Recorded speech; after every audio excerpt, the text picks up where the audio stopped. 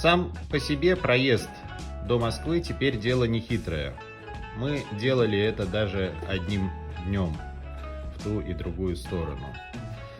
Но вот с электромобилем нас ждет интрига. Докуда хватит пробега? Как на практике работают зарядки? Сколько пройдем на одной зарядке? Мы расскажем вам еще о том, как начинались электрические автомобили и об отношениях к ним женщин. Есть специальный термин range anxiety, беспокойство о пробеге. Ну, пока бедная зарядная инфраструктура, с этим чувством приходится бороться. И говорят, надо пару раз доехать до нулевой батареи, чтобы понять, что даже с пустой батареей, в принципе, ничего страшного не случится. Пару раз испытать на себе, каково это оказаться в электромобиле с полностью разряженным аккумулятором.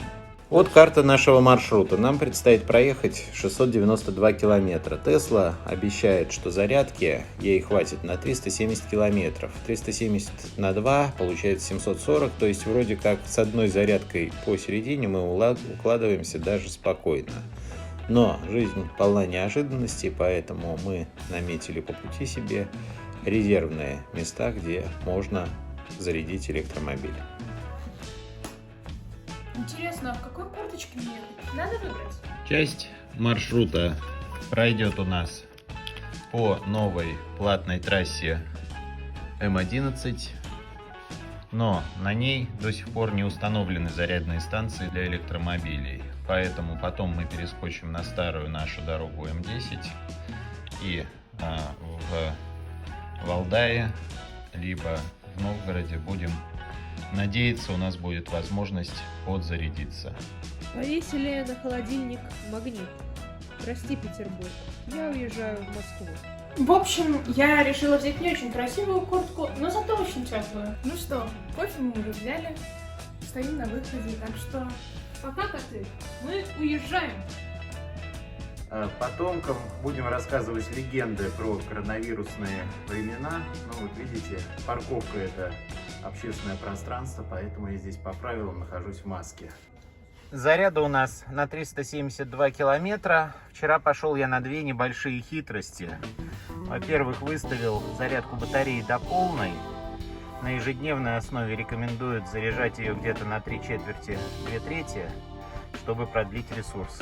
Но перед смертью не надышишься, поэтому вынимаем волшебный источник энергии и в путь.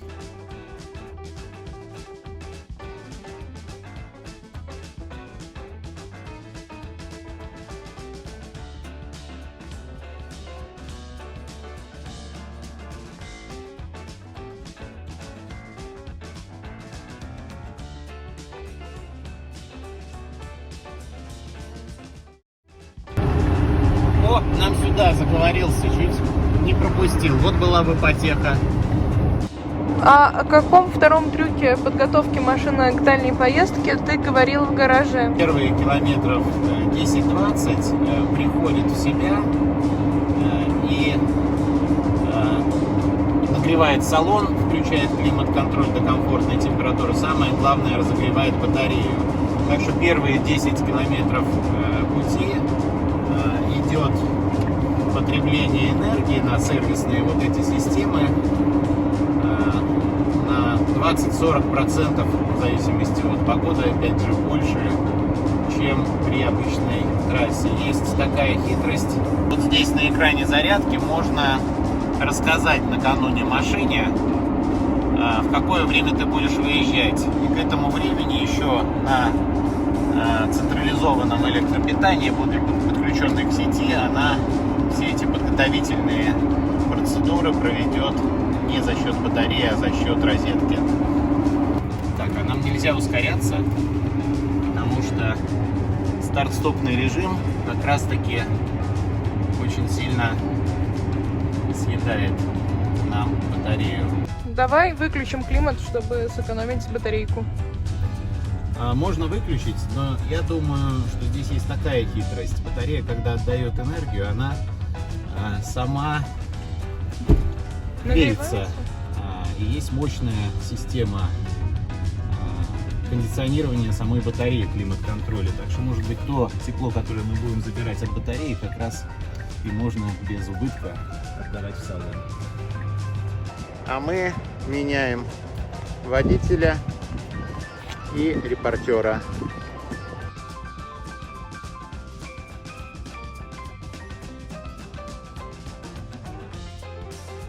Вот наша статистика с момента старта у нас около 50 километров после смены пилота. Ну вот, в первый раз мы попали в такой на платной трассе. Пробка довольно длинная. Что же, пришло время кофе. Вот у дочки дома запасены у Рони очень удачно такие одноразовые стаканчики. Так что мы из термоса будем наливать прямо в них. Прошло сужение дороги, из-за которого, видимо, и произошла неприятность. Тайный запас у нас на случай пробки. А есть чем поживиться, попитаться. Да, хотя еда холодная, но мы ее разогреем в своем животике. Тихонько и тянет нас автопилот. В нашей тянучке фурам совсем плохо, стоят мертво. А в пробке самое время вспомнить, что даже стоящий автомобиль потребляет энергию. Попробуем рассчитать, сколько километров за час мы теряем на сервисные системы, используем, потребляем, помимо старт-стопного режима, который сам по себе тяжелый для автомобиля. Такую табличку удалось найти, которая показывает затраты потребления электроэнергии в часах и даже эквивалент в дистанции для автомобиля. Самые жадные у нас это, очевидно, кондиционер, который может потреблять в зависимости от режима от 2 до 40 километров от запаса хода каждый час. И базовые бортовые системы, компьютер, приборная панель и все остальное, которые, впрочем, не так прожорливые и за час стояния на месте сожгут только 1 километр запаса хода. Вот совсем недалеко осталось до места проблемного.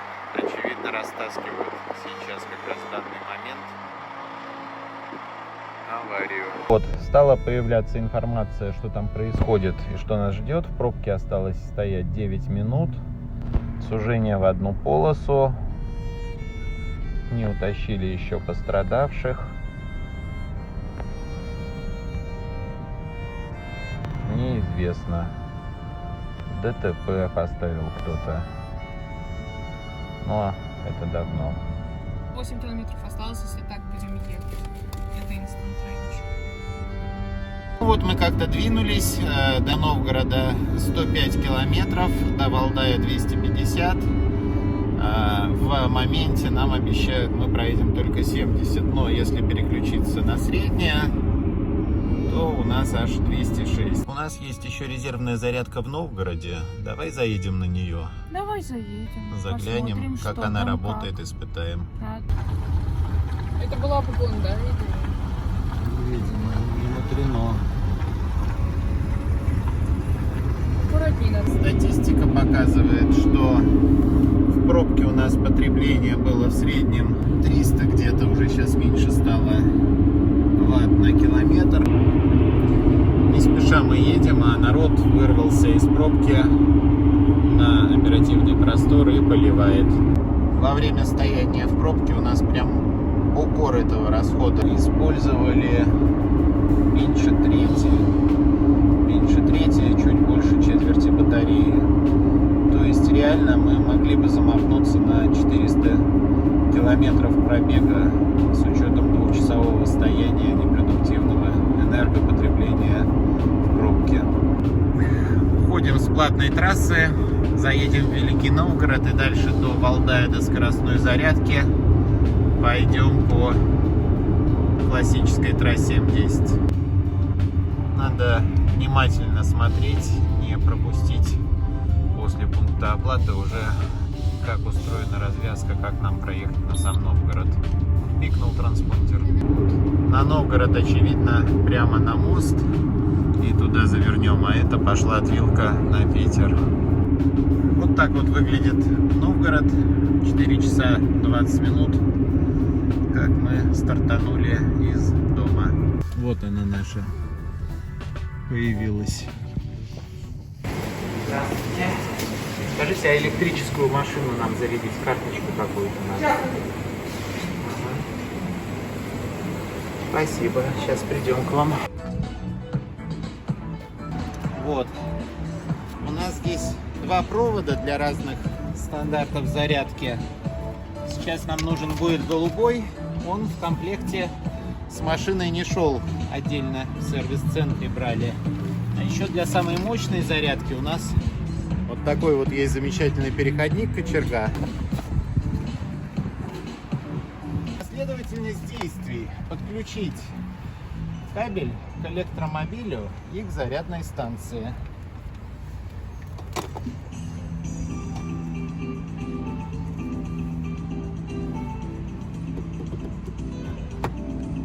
Зарядную станцию включили.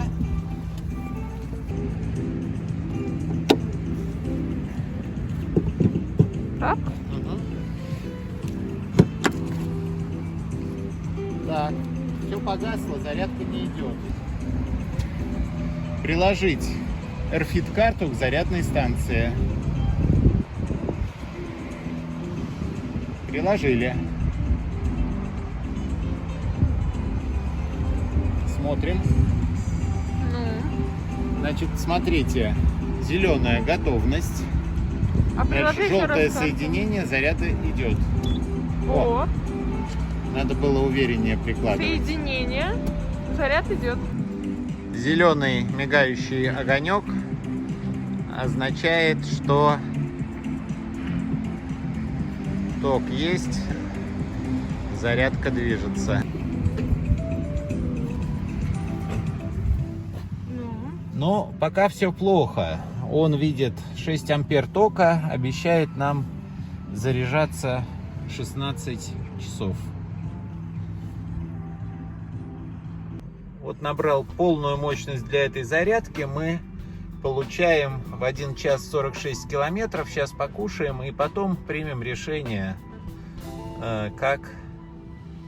сколько нам здесь получать энергии. Мне кажется, очень гостеприимные здесь хозяйки. Да, и очень чисто, красиво, аккуратно все сделано. Нам скоро такое. Вот так команда «Право руля» заправляется горячим чаем с ванильным сиропом. Вот такую нам перенесли пиццу. Жалко, не успел заснять момент сервировки, но супчик разогрели, кофе дали. Прохладно уже.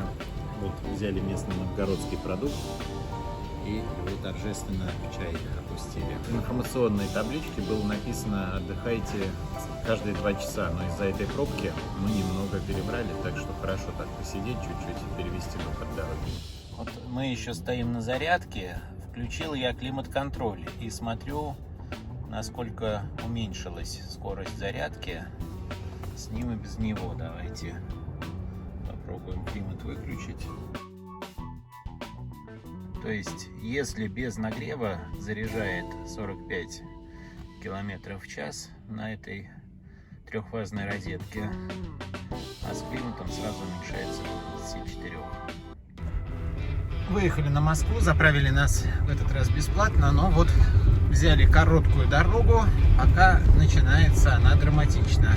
Ну вот, запас хода нам обещают 34 километра, мы залили, обещают 181 километр, а до следующей зарядки ехать 130, так что с запасом и комфортом мы движемся в сторону Валдая.